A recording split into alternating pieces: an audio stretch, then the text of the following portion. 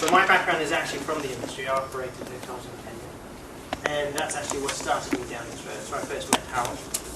And we operated there. We opened the first all-inclusive evening.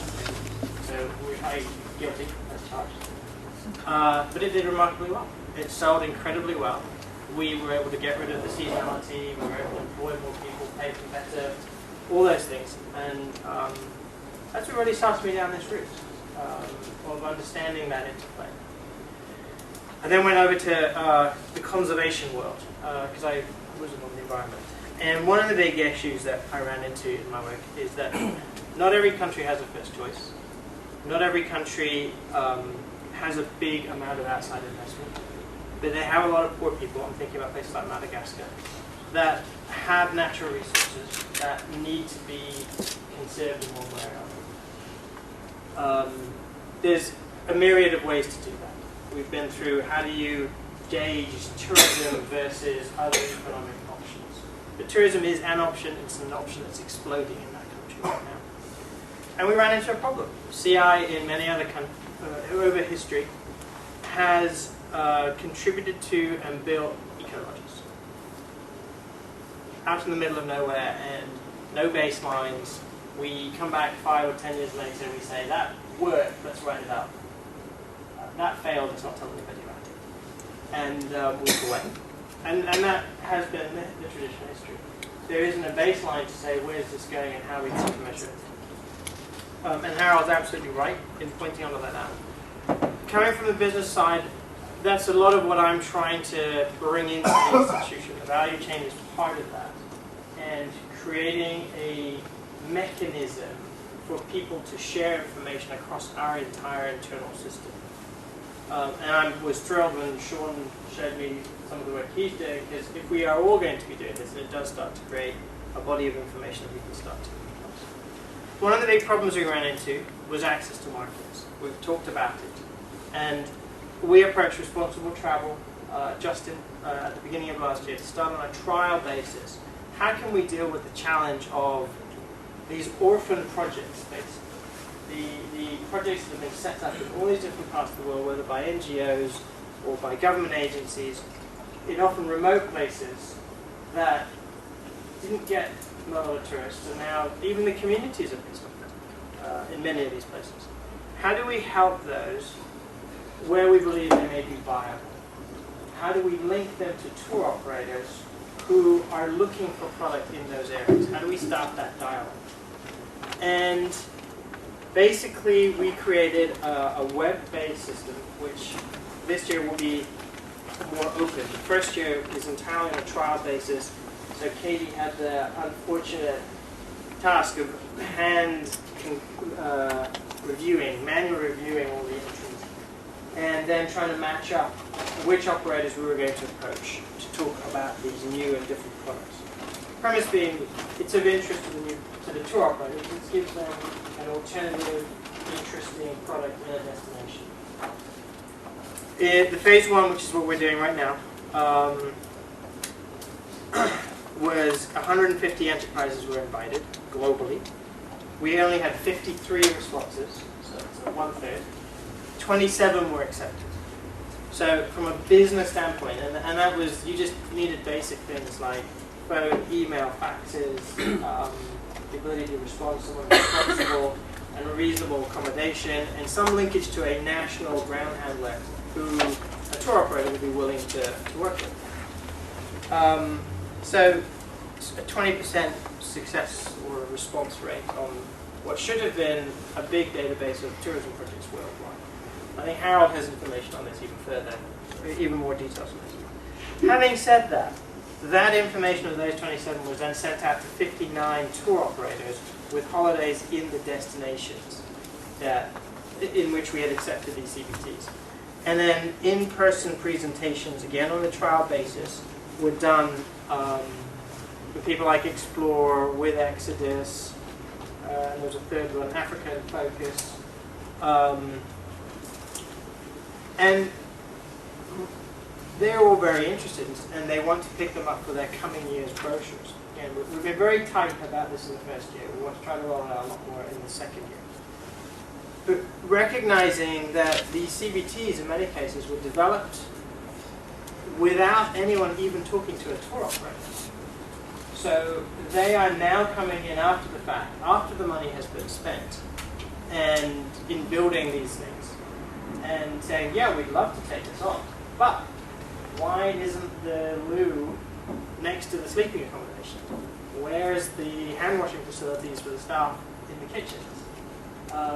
Those basic issues were never taken into consideration because they weren't involved in those conversations from the outset. And that's one of our really big lessons learned in terms of going forward. Bring them to the table in that development cycle on day one. Africa in Focus has picked up, Katie told me, Rungwe tea in Rwanda. And that's one success we can definitely point to. We're waiting to hear from Exodus and Explore in terms of who they're going to put into their brochures for 08. But the goal for this year is to open it up to more countries, make it web-enabled so that the SMEs and community-based tourism operations can list themselves, and then work on an outreach strategy with the tour operators here in the US. And we'd love to get you on board. We'd love to get you on board to share what is out there so that people can try to integrate it into their supply chains in a very practical way.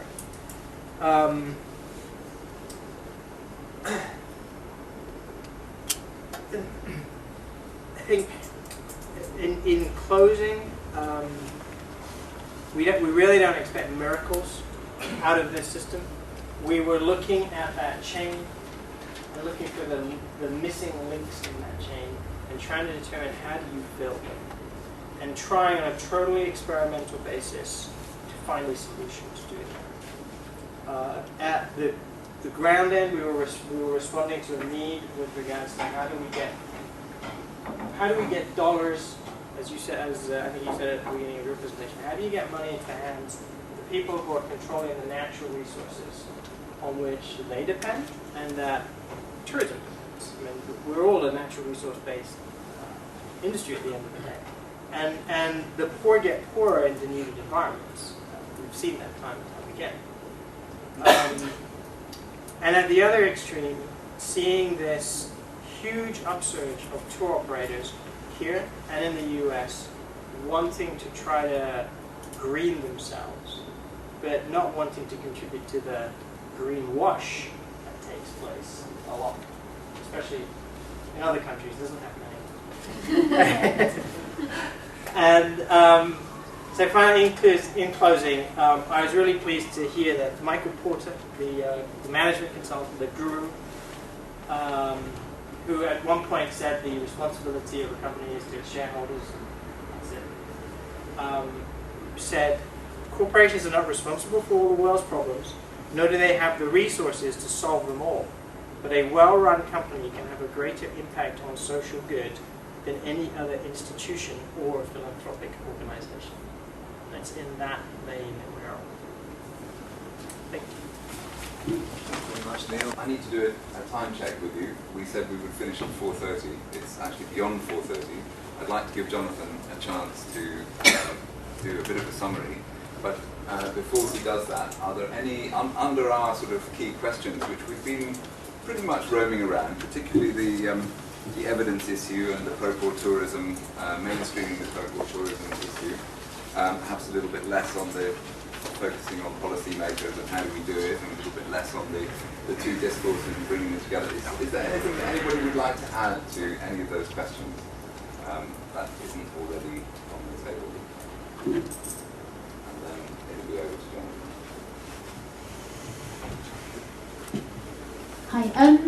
Question about mainstreaming sort of seems to be being used in two terms. One is the development term, the way that you talk about mainstreaming gender and so on. The other is talking about mainstreaming pro-poor tourism into mainstream tourism. And mine actually was for Harold and a bit Tricia about mainstreaming in the development sense. And I wanted to ask, do you think that we failed a bit to, in terms of development practitioners and the different people and so on, to make the linkages between tourism, gender, health, and all those other big development themes? and if we made those linkages a bit better, which I think are there, that it might be sort of better included, well, including issues like liberalisation and gaps and so on. It might be easier to kind of get those people interested and get it included in wider projects. Do you want to have a go? Can I respond? I actually think it would scare them off because, written down here I've got land. In Zanzibar at the moment they're buying up land at $1 a palm tree. It is terrifying. What is happening as Morocco, is doubling its bed space. Whose land, what land? Wages, £1 a day wages in mainstream hotels. Water, the whole huge, enormous infrastructure of street water. All those things are terrifying. Tricia, I'm delighted that we're now able to disagree. Oh, great. I'm seriously worried. I think, Claudia, actually it's the other way around. I think the fact that the development agencies refused to engage with this because they fouled up in the 1960s over the World Bank decisions over hotel developments and the forced movement of people. The World Bank then, of course, cleaned up its act in that as a nice set of guidelines that they implement all the time in China. It doesn't seem to slow down the rate of change. But the failure of the development agencies to deal with that issue properly in the 60s, the fact that the people who now run the development agencies were young in the 60s and are now at the top, don't want to touch tourism, means that precisely the things you were talking about, Tricia, happened because the development agencies and the banks aren't actually in there on the ground dealing with it. They've left the space for the private sector, not the nice bit of the private sector, the hotel developers who actually build the primary resource. I did a piece of work in Yunnan for Scott Wilson, Andrew was here earlier, he's gone.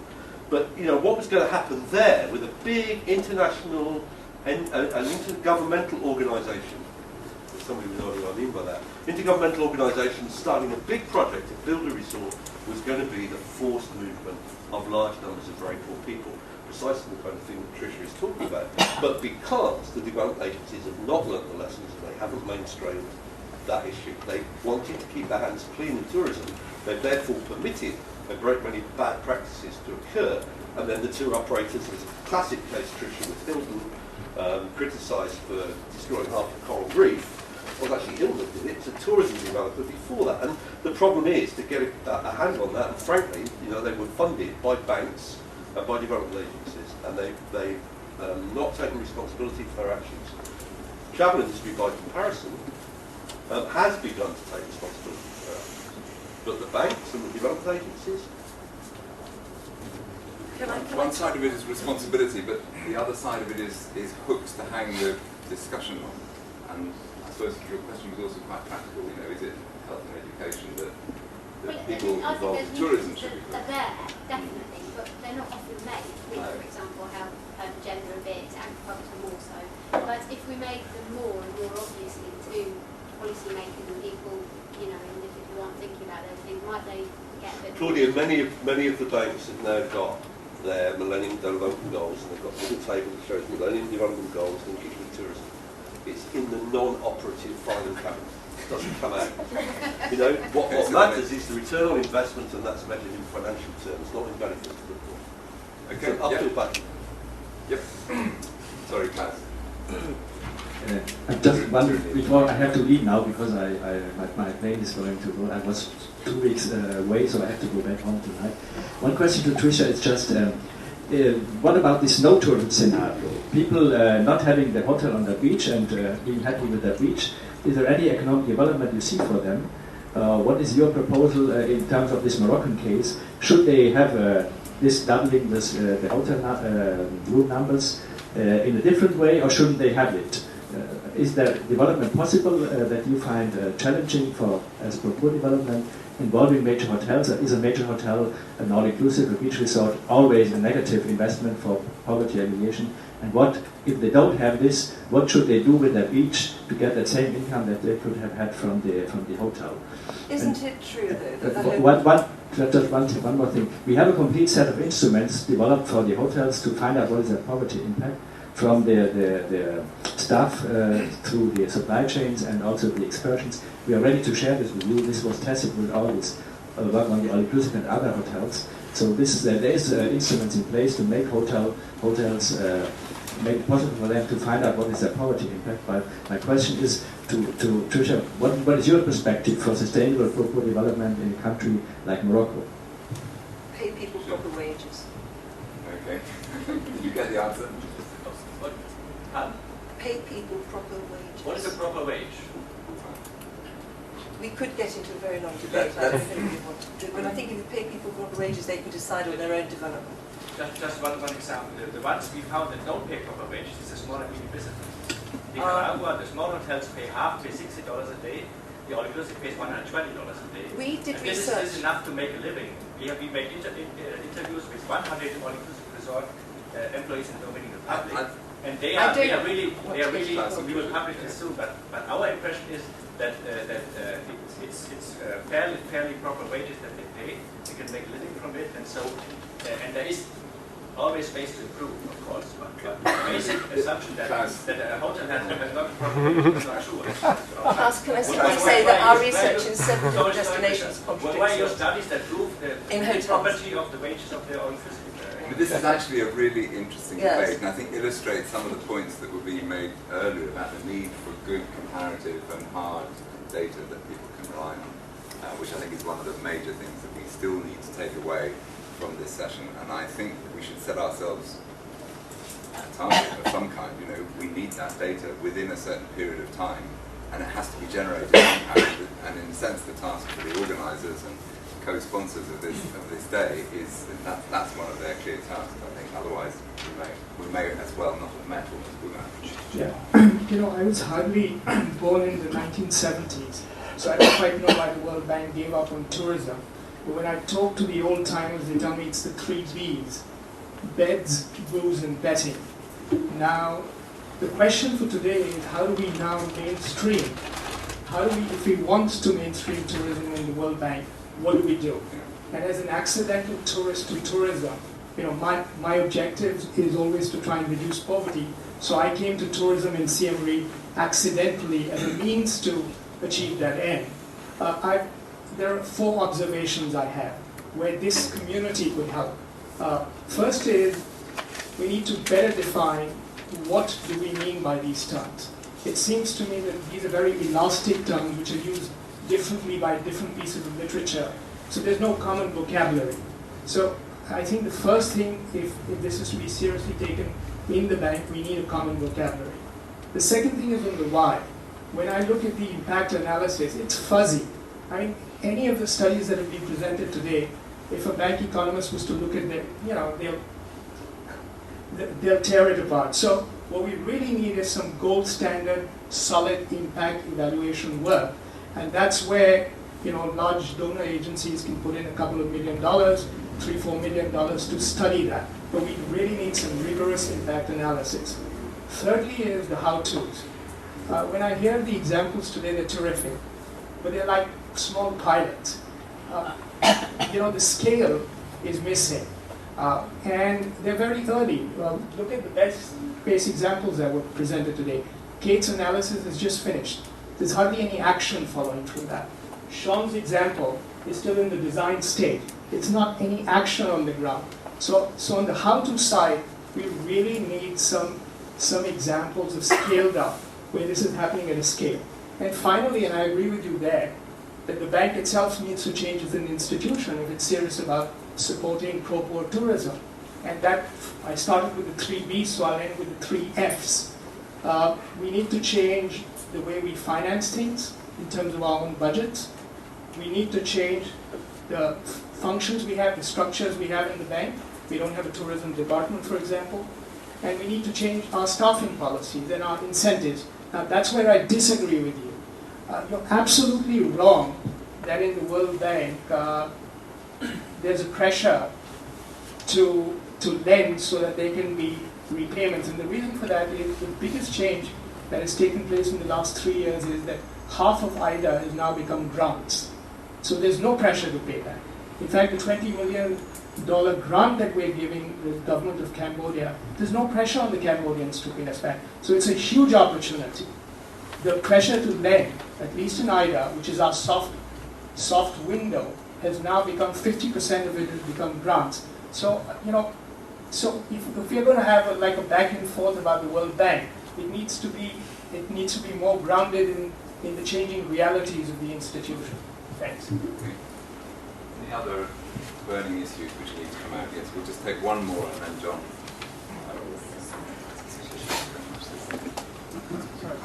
Dale Honig. I suppose I should take off my horns and my fangs first, but Dale Honig, World Trade Organization Services Division. One of the things that, in doing my homework here, the first point I made was, in terms of how do we bring tourism and development thinking back together, is to confront the stereotypes. And I think one of the stereotypes is that tourism exploits poor people. Another stereotype is that cats is scary stuff. I think we need to move beyond that, and I'll be willing to help anyone. Thank you. Okay, thank you very much, all of you who've contributed. John, are you ready to give us some feedback? It would have been a long day. Mm-hmm. Some challenging issues there. Over to you. Can't just stand there and talk. I've learned to get a bit scared of the microphones tonight. I will be brief because there's wine in the kitchen and I'm sure you would like to drink something. But the issue is how to mainstream pro-poor tourism. And just to go back over the day, we had the indication of how we got here. That was the history lesson, Caroline and David. We then talked about this pathways to prosperity, which is different ways that tourism can impact on the poor. We then had the case studies of how the poor can participate, and then straight after lunch, those examples of how that research can start to influence policy. Then we had the very illuminating panel discussion, and you know, I think it revealed some of the core issues coming out of the day. In terms of what we're going to do about this, I think there are if I break it up into several groups. In terms of the industry, we know that there's differential performance in terms of pro-poor tourism. I think it's great that in that diversity there's some good practice that's coming out, and certainly commend work of the FPO as well as trying to spread that best practice over a broad range of operators, and the initiative with the Travel Foundation as well to start tackling these issues with the mainstream operators is great, and the indications that tour operators themselves are starting to worry about monitoring their own performance, I think it's a really welcome sign. In terms of researchers and academics, we got it in the eye, didn't we? I mean, clearly we haven't done anything for the last 9 years, but I think we've got a very extensive list of things to do in our dressing down. We're going to develop rigorous methodologies. We're going to start benchmarking whilst recognising the specifics of different destinations. We're going to develop a framework where we start agreeing on what definitions we're going to apply, and we're going to pilot that in a range of locations. So I think the real pressure on us, though, as researchers, is that the world is changing and there's a possibility that someone's going to listen to us. And we've got to have something to say that's coherent. And this is a very unusual experience, I think, for most researchers. And I think we feel that responsibility, the weight of it, quite heavily. We also had, I think, some very pertinent gaps in what we're doing highlighted.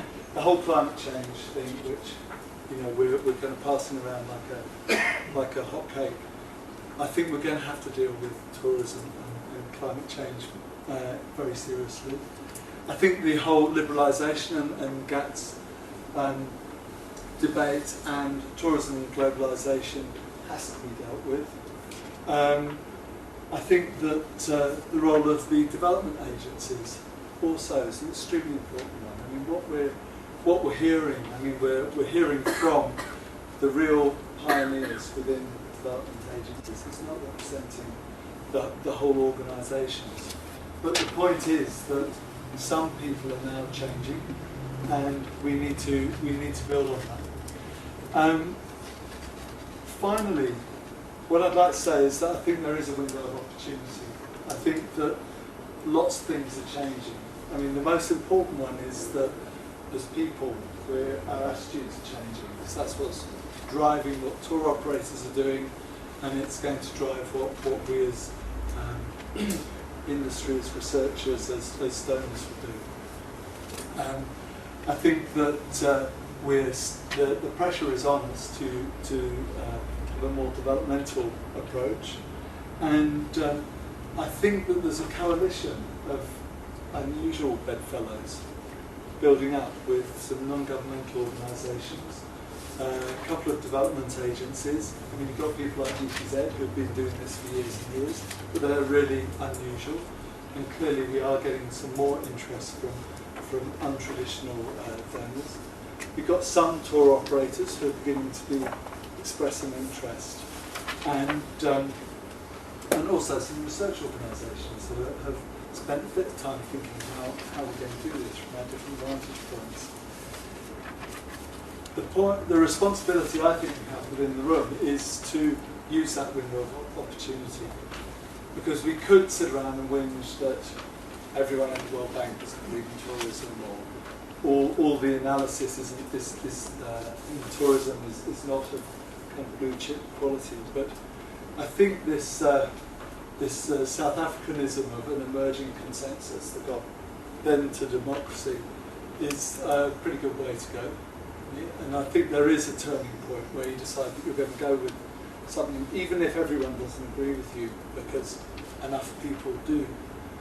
And I was very interested, Chris, last week in Turkey, the comment from one hotel owner. We did these big workshops with hundreds of people, and we did an evaluation at the end of it, which incidentally we're also asking you to do so that we perform better next time. And the comment that came back from this hotel owner, having spent a day going through a whole environmental and social and economic audit about how you could improve your performance, was, I am not alone. This is saying for the first time that the things that he was feeling about wanting to be more sustainable, wanting to link up with the local economy to create a bigger impact, he suddenly realised that other people were thinking the same thing. And I think within the travel industry, that's what we've got to work on. That individually, lots of people have been thinking, I wish I could do this, and being given 10 very good reasons why they don't. And actually, if we can link up, I think that there will be enough of institutional effort to actually do the things that we've been talking about so long. So I don't think I'll summarise the day at all. I don't think it's possible to do that. I hope that the podcast will help us reflect, later on about what went on. We're going to certainly produce some summaries.